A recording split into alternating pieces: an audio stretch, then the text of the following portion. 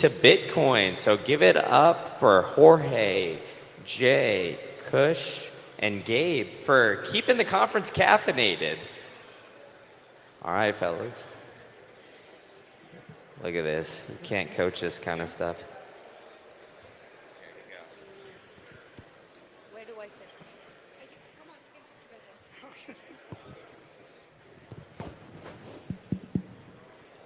Good evening, everyone. Thank you for joining us. Here's the interesting panel from Bean to Bitcoin. I'm Khushboo Khullar, the venture partner and head of portfolio success at Lightning Ventures. We are a US-based VC firm, and we invest in Bitcoin native startups. So I have an interesting panel over here with me. You have Jay, we have Gabe, and we have Jorge. So let's start with quick introduction. Like, how did you come into this space? And when was the first time that you came across Bitcoin? And when this intersection of coffee and Bitcoin happened? Let's start with you.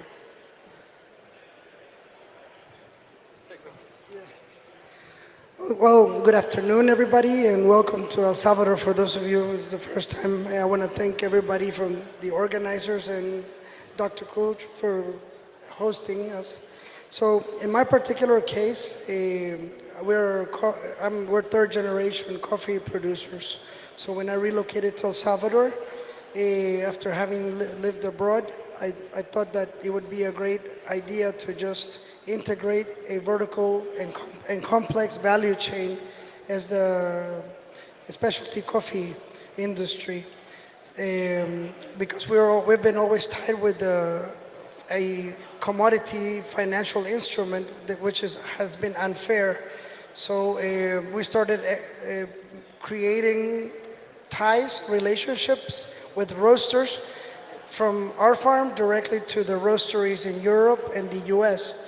But something was missing until we opened an espresso bar in El Zonte when we were approached by Mike Peterson and everybody at Bitcoin Beach, and they installed the first Bitcoin ATM at our coffee shop. So that kind of opened my eyes, and I learned this technology was the piece that was missing in a genuine direct trade relationships, peer to peer, just like coffee from farm to cup. So that's how I began to embrace and use Bitcoin as a means for value. That's interesting. Let's move to Gabe. What's your story? Well, thank you. And again, everybody, welcome to El Salvador, for those who first time here. So I got started in coffee, really a while back. So I got started in coffee personally as a job in 2009. I was actually a barista in Switzerland. Bitcoin, well, you know where it was in 2009, so it didn't come into play then. At about 2013, I heard about Bitcoin for the first time. Like many of us, I guess, from that annoying guy in the office who kept bugging us about it, and that we all should have listened to him. But it didn't really make the connection until I started learning about it a lot more. Because at first, and I think this applies to a lot of us, Bitcoin, we see it as a payment network. Bitcoin, we see it as an investment. As a lot of things, but I think that eventually, like the more you study it and the more you understand its principles, you can be inspired with it. And what really inspired me is just going peer to peer. It's just breaking down boundaries, removing gatekeepers, removing intermediaries from the equation. So we started essentially, we have a coffee shop here in San Salvador, but we also sell roasted coffee worldwide. From our coffee shop to your door, and we can have it, most of the world in 3 to 4 days. We've started selling for Sats about 3 years ago now, and we've done, I think, over 1,000 Bitcoin transactions. So, it makes me very happy, and Bitcoin really inspired me to just look at things that you're told are impossible and make them possible. Thank you. That's fascinating. Let's move on to Jay. Thanks, everyone. I started off in my coffee journey somewhere around 2006. And I'd never drank coffee prior to that. I went to a very good roaster. I was living in San Jose, California at the time, and they introduced me to high quality roast coffee. And from there I was hooked. Much like Bitcoin, it's a rabbit hole you can go down. You can stay at the top and drink bad coffee, or you can go deep and get some very good beans. So I started roasting on my own just for my personal consumption on the stovetop using a popcorn popper. And then about 10 years ago, I learned about Bitcoin. At that point, I saw it just as an investment. A good friend of mine who was orange pilled by VJ, he really orange pilled me.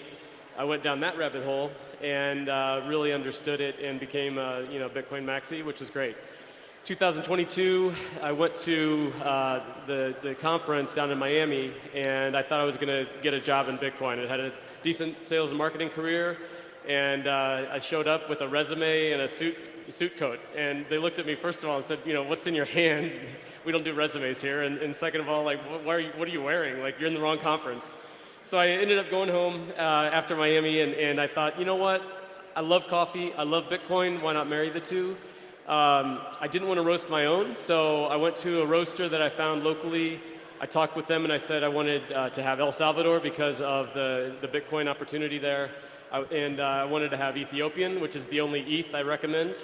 And then I wanted a blend from Indonesia. So what ended up happening is Jorge went to school with the owner of the roastery where I private label, and he said, I've got the perfect bean. So I did a tasting with him, met the roaster, and just basically I started the job to fail fast. And 2.5 years later, here I am still doing some coffee as a side gig. So that's kind of my story. Yeah, so okay, I have a follow-up question. You should, in fact, also highlight that story where you just were looking for a Bitcoin job, you went suited up at a conference. From there to what you're doing currently, where your tagline is, our roast is the proof of work. And now you also have a loyalty program. So if you can enlighten our audience, like, it's not difficult. If you have the will, you have the way. So how you overcame all the challenges, how you got into Bitcoin space, how you saw the intersection between coffee and Bitcoin. So if you can highlight that. Yeah, sure. I think the one thing I didn't do when I first got into Bitcoin a long time ago was read the white paper. I had a fiat mindset, and so I thought, oh, this is an investment and so on. But then once I started going down the rabbit hole, I read the white paper. And what is it, right? It's a peer-to-peer decentralized payment, right? So at that point, they'd also said you can't buy coffee with Bitcoin. So I set out to prove them wrong and show them that it actually was, a medium of exchange and basically a currency. So I have a little bit of programming background, but with all the tools out there in the community and now ChatGPT, I was able to build a website, use WordPress as a plugin. I know the developers out there are going to throw tomatoes at me, but it's good for a non-technical person. Ended up using BTCPay server as my back-end payment. I used WooCommerce as my online catalog. And I was able to use ChatGPT to write a PHP script that basically takes my back-end prices, which are in fiat, that I have to manage, obviously, because of supply chain, and then it pushes it out into Satoshis on my website. So I do not accept fiat at all. It's all Bitcoin. And I'd say 80% of 90% of it's all Lightning as well. So I had to learn a lot about balancing channels and liquidity and things like that, but it's great. At the end of the day, it was a very low capital requirement business. And anybody out there that's thinking, hey, I could do this, a couple things. One, you have to have a very good, high-quality product. And I think if you look at everybody up here, we're asking them to spend Bitcoin instead of hodling or spend and replace. And you can't do that if you have a subpar product. So that's number one. But if you have that, especially if it's low capital requirement, do something about it. Just develop. Get a minimum viable product. And from there, what you can do is you can pivot, you can fail fast, you can change your strategy. It's not life or death, especially if you're doing it as a side gig. So that's what I would suggest to everybody, and throughout the process, you're going to learn a ton. I mean, 100% Bitcoin, kudos to you. Commendable. I mean, from proof of work to your proof of work, XPressoPay. Please enlighten us, the audience, your BioKrop Project. What's it about? Just enlighten us.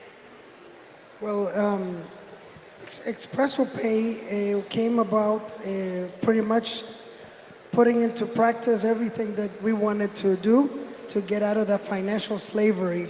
And we always believe that. And I always tell this to people to kind of open their eyes.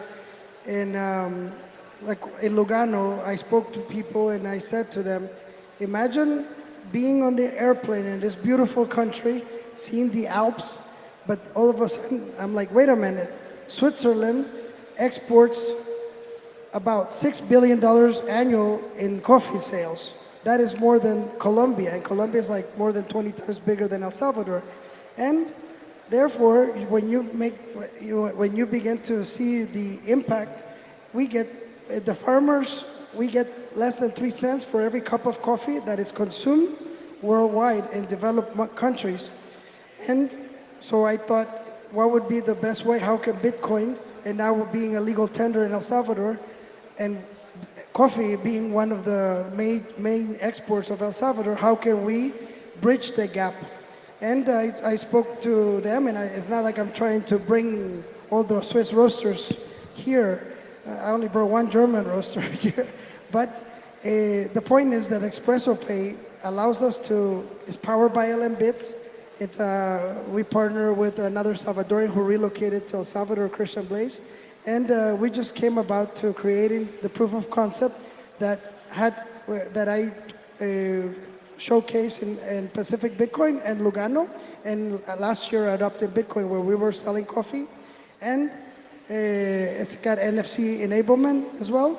So the moment that we were selling coffee, the farmers in the value chain whose hands had that time, the energy, and the proof of work, they were getting some sats instantly from somebody in another part of the world. So that suddenly it became like a viral on Twitter.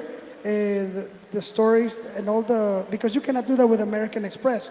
Imagine a retail channel being able to tip their baristas, being able to tip their waiters, and on the other side of the world, somebody getting some sats. That's how I feel, and this is what this conference is about, Bitcoin adoption.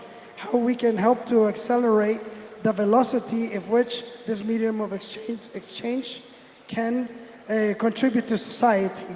So XPressoPay is something still on the works, but I think we have a long ways to go. I mean, it starts with education, not only here in El Salvador, but education of the consumer.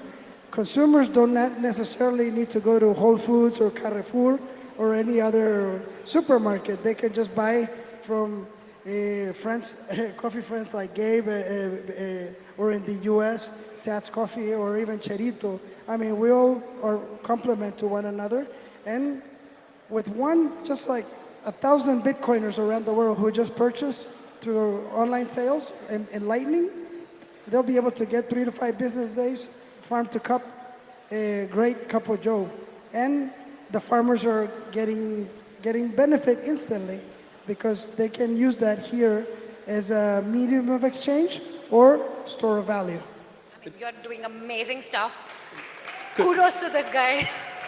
Kush, if I could, so I came down to El Salvador and I met Jorge for the first time and Gabe for the first time in person. We go back and forth on Twitter all the time and WhatsApp.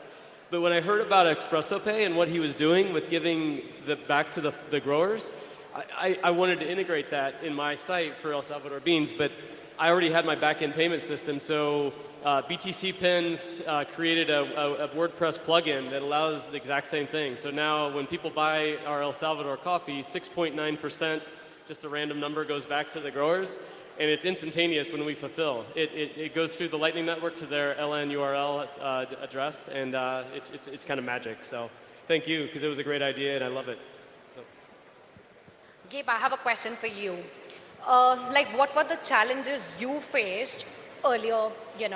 You were mentioning it to me. I want you to highlight it over here as well. I would love to know more. And how, when in 2021, it became a legal tender, Bitcoin became a legal tender, that was a landmark decision. How it impacted, how it helped you, but what were the challenges on the ground that you faced, and how you overcame that? I mean, and if you also highlight,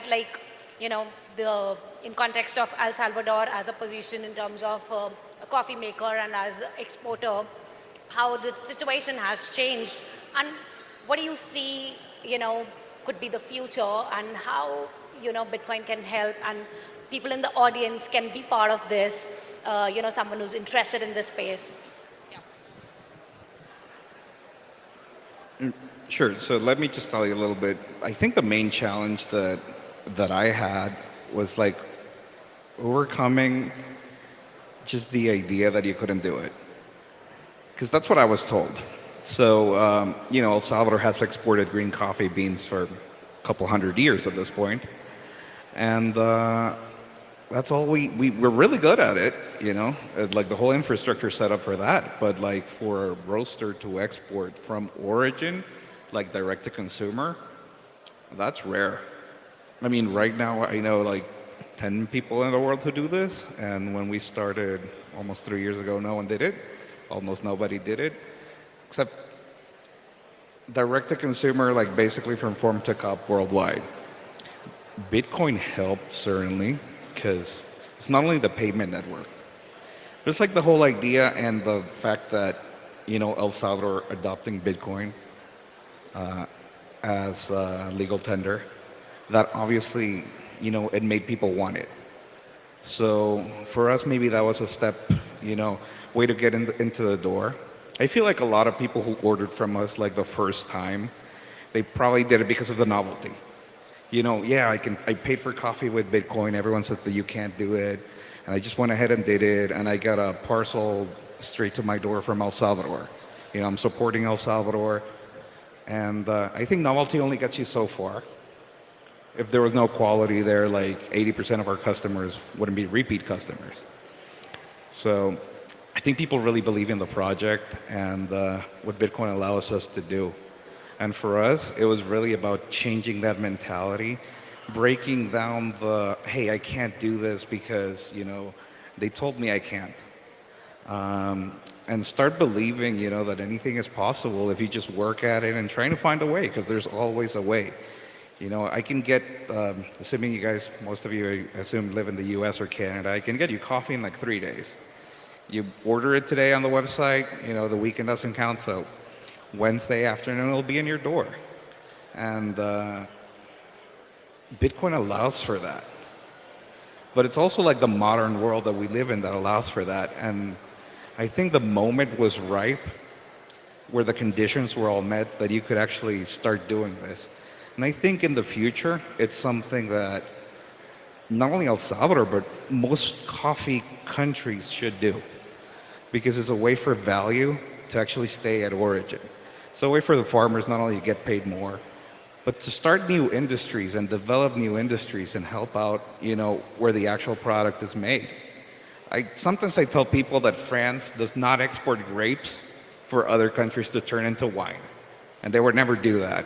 And for like 150 plus years, that's exactly what we've done.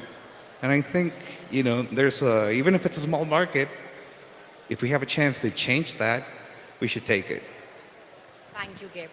I got to know, Jay, that you were one of the first few customers of Gabe. So how has been the journey been like from first few customers to now sharing the panel? What were the challenges that you faced, and how did you overcome that? And yeah. I think when I looked, my first tweet, Gabe beat me by about a week and a half on the first tweet on you can buy coffee for Bitcoin on X, Twitter at the time. And so the first thing I did was order my competitor's coffee because, I was like, I got to try this stuff. And it was damn good. So that was a little bit of a challenge because mine was good too, but how do you differentiate?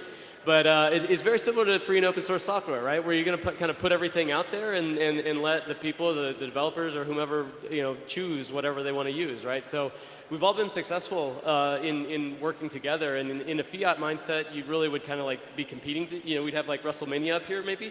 But we're all friends and we all kind of get along and so on. But in terms of differentiation, I think for me, what I've done is tried to reach out to some corporations and I've got one very good customer in Crowd Health that they send a bag of our coffee to their members. For those who haven't checked out Crowd Health, it's an endorsement, but it's not meant to be. But they're a fantastic company, and this is kind of what they do with their members. But that's helped me grow. it's just a matter of scaling. It's just the Bitcoin mantra, slowly but suddenly, right? I started out, maybe shipping a handful of pounds a month, and now we're doing really well. And so my family helps out. It's one day a month we have a big order, and we all band together. It's proof of work. We keep track of everybody's amount of work that they do on boxing, on labeling, and everything. And I pay my kids out in Sats. They've got their own seat signer wallet. They have their words on backup on stainless steel. So it's really brought our family together and allowed us to really experience it as a group. So it's been awesome overall. Thank you. Jorge, you were earlier in World Bank, then you moved to Microsoft. You have a journey there. I want to know that. How was the experience over there? What made you, decide to come into this space? I know you're a third generation farmer, but was it an easy transition for you?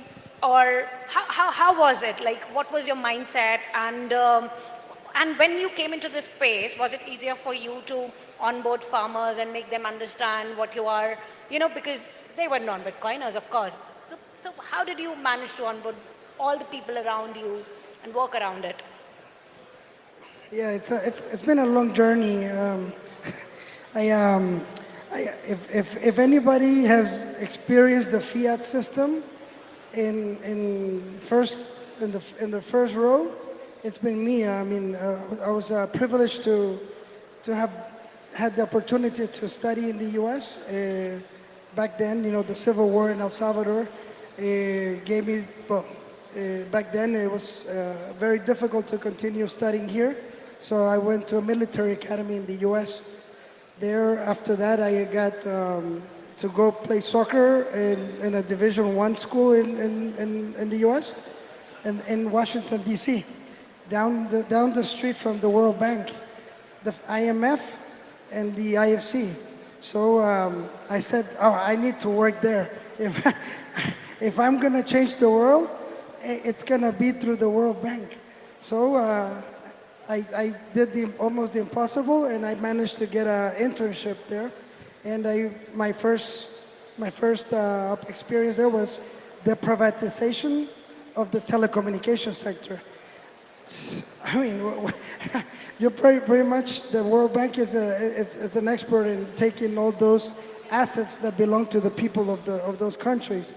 And then after that, I got a taste of what the fiat system.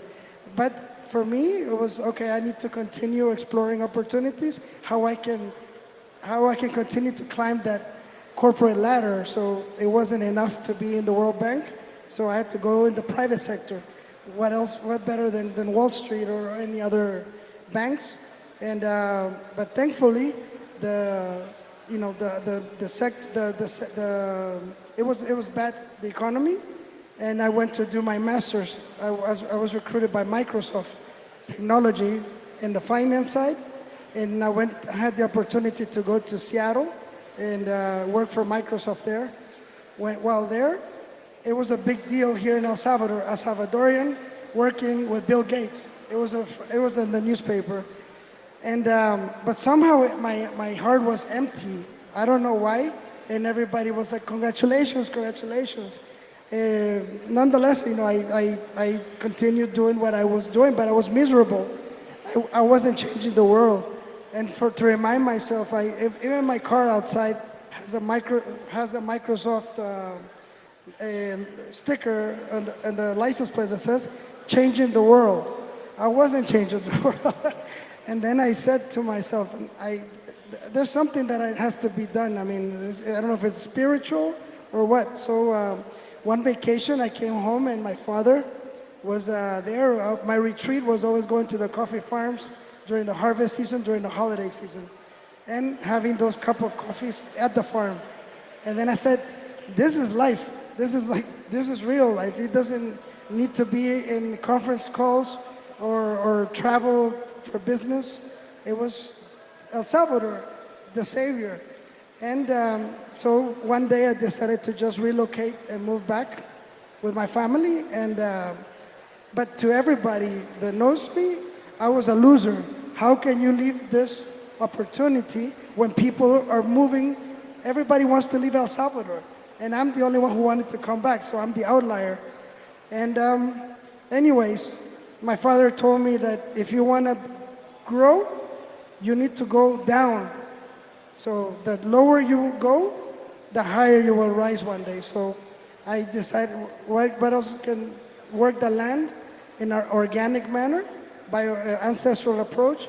So it's like going back to university. When you go to the farm, you learn how to restore the soil, eliminate conventional practices like chemicals and all that. So that's when I decided that, okay, this is for me. I'm going to continue the family legacy. And here I am with Bitcoin now, and it gives us the hope. Bitcoin not only empowers Salvadorians not to migrate, people are relocating back to El Salvador, professionals from all sorts of walk of life, from Canada, from other. So it's we're there. We're so early, and it's exciting. So so that's kind of like from the fiat system to the farming. I mean, I can totally relate to that. I come from the same background. I was into corporate banking. And still my non-Bitcoiner friends are like, are you crazy? What are you doing? You know, how they judge you without knowing the fundamentals and core. But yeah, I can totally relate to you. And kudos to you. I mean, yours is like one of the most inspiring stories.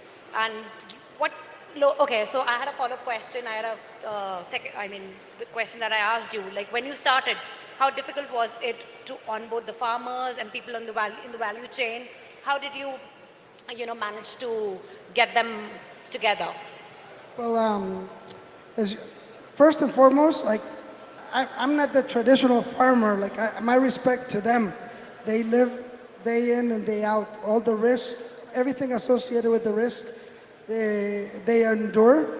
And so then I said, like, when I managed to export my first crop of coffee to Germany and got paid, I was like, okay, I can do this with other producers. And I speak English, I can travel, I can begin to help. But so then we created the BioKrop Project by Tierra Bendita, which it used to have 3 principles back 6 years ago. First, to produce exceptional coffees. Number 2 is to diversify, so everybody has different revenue streams, cacao, honey, and other goods. And number 3 is to not use agrochemicals. So before being a Bitcoiner, I am a producer. So for me, the orange pill is to get people, all my neighbors, get them to go away from conventional farming practices and into biodynamic, organic, gradually.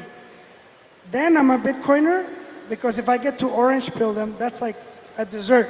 So those are the 3. So last year when we introduced the XPressoPay, nobody wanted to know about Bitcoin. So then when we introduced the XPressoPay and they started getting sats, they're like, okay, we want to learn about Bitcoin now, because they're getting sats in their digital wallets. So it's been like over 7 years now trying to get them from leaving agrochemicals to producing good coffees on organic manner. So, and now with Bitcoin, that's the 4th principle.